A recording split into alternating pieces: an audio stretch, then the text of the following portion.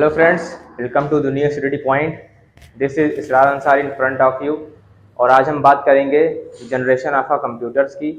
इससे पहले पहले के लेक्चर्स में हमने वोलेटाइल मेमोरी और नॉन वोलेटाइल मेमोरी के बारे में डिस्कस कर लिया था, और आज हम पढ़ेंगे जनरेशन ऑफ कंप्यूटर्स। ठीक है, तो इसके अंदर 4 कैटेगरीज हैं: first generation, second generation, third generation, fourth generation. Fifth generation की बात हम बाद में करेंगे। अभी हम केवल फोर्थ जनरेशन को ही पढ़ेंगे। First second third and fourth generation को ही कवर करेंगे। ठीक है, क्योंकि अभी वो फिफ्थ जनरेशन जो वो अभी भी डेवलपमेंट पे है, इसलिए भी उसकी बात हम यहाँ पे नहीं करेंगे। तो जो फर्स्ट जनरेशन कंप्यूटर है वो 1940 से लेकर कब तक रहा? 1956 तक रहा। ठीक है, और ये जो कंप्यूटर्स थे वो साइज में बहुत बड़े बड़े हुआ करते थे। ठीक है, इस साइज के अंदर बहुत ज़्यादा लार्ज हुआ करते थे, यानी एक एक कमरे के अंदर लगभग इतने बड़े बड़े हुआ करते थे।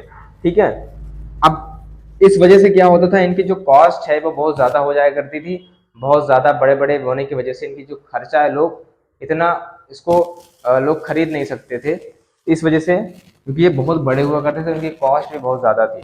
तीसरी, इसके अंदर कौन सी टेक्नोलॉजी का यूज़ किया गया था? इसके अंदर वैक्यूम ट्यूब टेक्नोलॉजी का इस्तेमाल किया गया था। आप गूगल पे सर्च कर सकते हो, आप इसको डालकर देख लेना, उसमें वैक्यूम ट्यूब की फोटो बनकर आ जाएगी। ठीक है, एंड उसके बाद मैं नेक्स्ट पॉइंट की तरफ बढ़ता हूँ। Consume high electricity.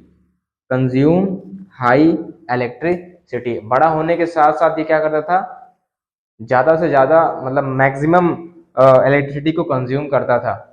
ठीक है, और इसमें 2 एग्जाम्पल थे आपके, वो था एक एनीवैक और एक था यूनिवैक। ये 2 फर्स्ट जनरेशन के कंप्यूटर्स के एग्जाम्पल हैं। ठीक है, अब हम बढ़ते हैं second generation of a computer. तो इसके अंदर क्या था, ये कब से स्टार्ट हुआ? 1957 से लेकर ये कब तक रहा? 1963 तक रहा। ठीक है, इसके अंदर कौन सी टेक्नोलॉजी का इस्तेमाल किया गया? इसके अंदर ट्रांजिस्टर यूज किया गया वैक्यूम ट्यूब की जगह पर। ठीक है, इसकी वजह से क्या हुआ, इसका जो साइज है वो फर्स्ट जनरेशन के मुकाबले क्या हो गया? छोटा हो गया, उससे कम हो गया, जिससे क्या हो गया कि जो इलेक्ट्रिसिटी की रिक्वायरमेंट थी वो फर्स्ट जनरेशन के मुकाबले सेकेंड जनरेशन में कम होने लगी। ठीक है, और इसके 2 एग्जाम्पल कौन थे? एक था IBM 9020 और एक था IBM 1401। ये 2 एग्जाम्पल है सेकेंड जनरेशन कंप्यूटर्स के। ठीक है, अब हम बढ़ते हैं third generation of a computer, जो 1964 से 1971 तक रहा। ठीक है, इसके अंदर ट्रांजिस्टर की जगह पर कौन सी टेक्नोलॉजी का इस्तेमाल किया गया? इंटीग्रेटेड सर्किट का इस्तेमाल किया गया, जिसको हम लोग शॉर्ट में बोलते हैं IC भी इसको बोलते हैं। ठीक है, यानी इंटीग्रेटेड सर्किट्स का इस्तेमाल किया गया। अब इसकी वजह से क्या हुआ कि जो इसका साइज था वो सेकेंड जनरेशन में जो भी इसका साइज था वो घटकर और छोटा हो गया। अब इसका साइज तो था वो छोटा था सेकेंड जनरेशन वाले कंप्यूटर से भी और फर्स्ट जनरेशन वाले कंप्यूटर से भी छोटा था।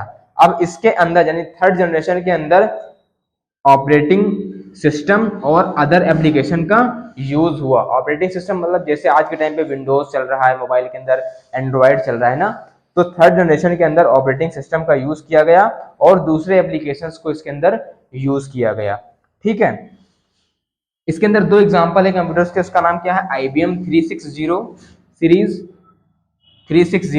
और CDC 1700। ये 2 एग्जांपल है आपके थर्ड जनरेशन ऑफ कंप्यूटर्स के। ठीक है, उसके बाद हमारे पास कौन सा आया? फोर्थ जनरेशन कंप्यूटर आया, जो कब से स्टार्ट हुआ? 1972 से, और आज तक ये हम लोग इसको चला रहे हैं। ठीक है, इसके अंदर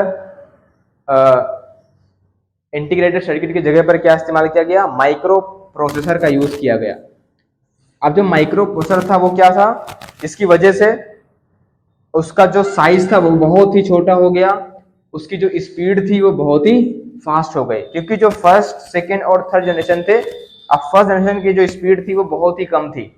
सेकेंड जनरेशन में जब वैक्यूम ट्यूब की जगह पर ट्रांजिस्टर का यूज किया गया तो थोड़ा सा स्पीड उसके अंदर बढ़ी, थोड़ा सा इंक्रीमेंट हुआ, लेकिन थर्ड जनरेशन में थोड़ा सा और हुआ, और फोर्थ जनरेशन के अंदर वो और ज्यादा फास्टर हो गया। ठीक है, रिलायबल हो गया। ठीक है, बाकी लोगों से बेहतर हो गया। ठीक है, कोई भी काम को ये तेजी से कर सकता था, किसी भी काम को अच्छे से परफॉर्म कर सकता था। ठीक है, consume less amount of electricity on and heat, यानी कि ये क्या करता था, ये बाकियों के मुकाबले कम लाइट को कम लाइट पर चलता था, यानी कम लाइट को यूज करता था और कम हीट प्रोड्यूस करता था। ठीक है, IBM 5100 इससे एग्जाम्पल, ये पहला है। दूसरा है अल्टियर 8800, ये आपके 4th जनरेशन के एग्जाम्पल है। इसमें मैं एक पॉइंट और बढ़ा देता हूं, जो इस जनरेशन के जो कंप्यूटर्स थे वो क्या थे, स्लो थे, यानी स्पीड के मामले में क्या थे, बिल्कुल स्लो थे। ठीक है, और ये भी क्या थे, ये क्या थे, फास्टर देन फर्स्ट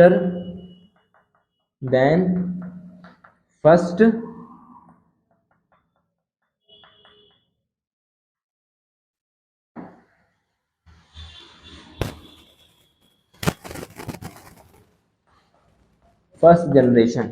और जो 3rd जनरेशन था, इसकी जो स्पीड थी वो faster than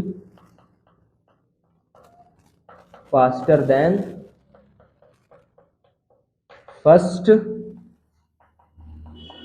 and second generation.